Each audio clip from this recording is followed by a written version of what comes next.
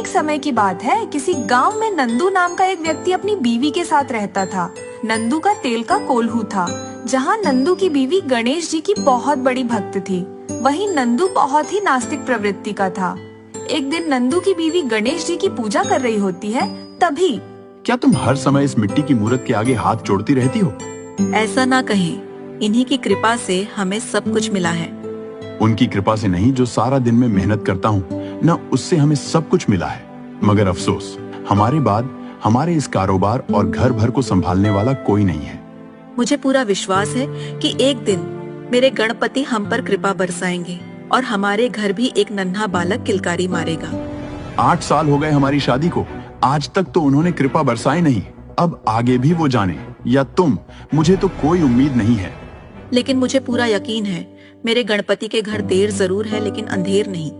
ये कहकर नंदू की बीवी अंदर चली जाती है और नंदू अपने काम में लग जाता है। अगले दिन सुबह, क्या बात है, आज इतनी देर तक सो रही हो? कुछ काम वाम नहीं करना क्या? पता नहीं, सुबह से तबीयत खराब लग रही है, चक्कर भी आ रहे हैं। अच्छा रुको, मैं पड़ोस से सरिता दीदी को बुला कर लाता हूँ। पड़ोस की सरिता दीदी आकर नंदू की बीवी की जांच करती है और नंदू से कहती है, नंदू भैया, पूरे गांव का मुंह मीठा कराओ, आप बाप बनने वाले हैं। ये सुनकर नंदू और उसकी बीवी बहुत खुश होते हैं। क्यों नहीं दीदी, आपने तो मुझे बहुत बड़ी खुशखबरी सुनाई है। मैं अभी मिठाई लेकर आता हूँ। मैं कहती थी ना, मेरे गणपति के घर देर जरूर है लेकिन अंधेर नहीं। यह सब तुम्हारे गणपति की कृपा से नहीं, इलाज के कारण हुआ है। चलो मैं मिठाई लेकर आता हूँ। नंदू वहाँ से चला जाता है। 9 महीने के बाद नंदू के घर में पुत्र पैदा होता है। नंदू और उसकी बीवी दोनों की खुशी का कोई ठिकाना नहीं रहता। सुनो जी, गणपति जी की कृपा से अब तो हमारा बेटा भी हो गया। मैं चाहती हूँ एक बार आप में और हमारा बेटा गणपति जी के मंदिर में माथा टेक आए। मैंने तुम्हें कहा है ना कि मुझे तुम्हारे गणपति या किसी भी भगवान पर कोई भरोसा नहीं है। तुम्हें जाना है तो अकेली चली जाओ। नंदू की बीवी निराश होकर अंदर चली जाती है। समय बीतता है, नंदू का बेटा थोड़ा बड़ा हो जाता है और घुटनों के बल चलने लगता है। फिर एक दिन, सुनिए जी, आप कहें तो मैं खाना बना दूं? अभी तो मुन्ना सो रहा है, आराम से बन जाएगा। अगर उठ गया तो फिर तंग करेगा। हाँ ठीक है, जब तक तुम खाना बनाओगी तब तक मेरा काम भी खत्म हो जाएगा। नंदू की बीवी खाना बनाने चली जाती है और नंदू अपने काम में लग जाता है। तभी नंदू का बेटा उठकर घुटनों के बल चलता हुआ अपने कमरे से बाहर आ जाता है और चलते चलते वह कोल्हू के अंदर गिर जाता है, जिसका पता नंदू को नहीं चलता और वह अपने काम में लगा रहता है। कुछ देर बाद नंदू की बीवी उसे खाने के लिए बुलाने आती है तो वह देखती है, अरे ये कोल्हू में लाल रंग कैसा? वह पास जाकर देखती है तो हैरान रह जाती है कि उसका बेटा कोल्हू में पिस गया था और उसके पति को इसका पता ही नहीं चला। ये क्या किया आपने? अपने ही बच्चे को कोल्हू में पीस दिया। यह क्या घोर अनर्थ हो गया मुझसे। अब कहाँ से लाऊंगा मैं अपना बेटा?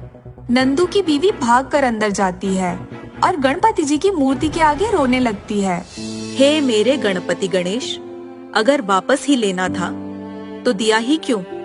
अगर मैं सच्ची श्रद्धा और विश्वास से तुम्हारी पूजा करती हूँ तो तुम्हें मेरे बेटे को मुझे वापस देना होगा, नहीं तो मैं तुम्हारे सामने माथा पटक पटक कर अपनी जान दे दूंगी।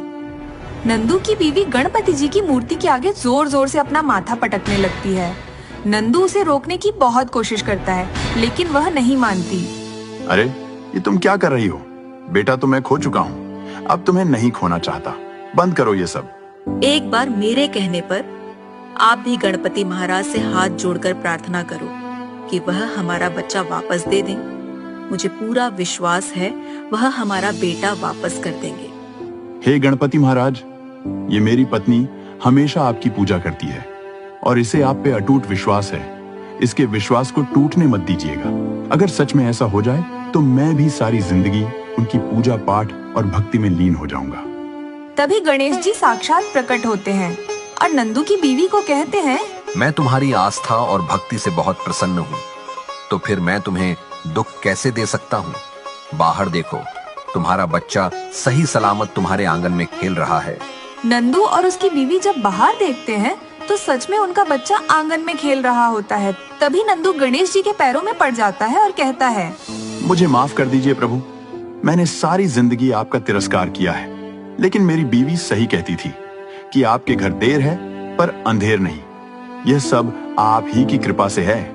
गणेश जी नंदू उसकी बीवी और उसके बेटे को आशीर्वाद देकर अंतर ध्यान हो जाते हैं।